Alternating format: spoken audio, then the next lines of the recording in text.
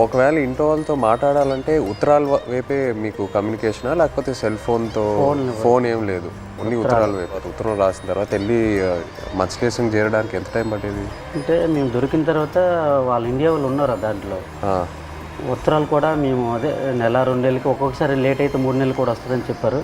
మేము కూడా లెటర్లో రాసాం ఇలా అనుకోండి అంటే ఏట పూర్తి అయిపోయింది, అదే రోజు తెల్లారిసరికి వచ్చే టైంకి అనుకోకుండా దొరికిపోయాం, ఇలా జరిగింది. ఒక పక్క బాధగున్నా లోపల దిగమింగుకొని మీరు శుభ్రంగా ఉండండి అని వాళ్ళకి చెప్పాం.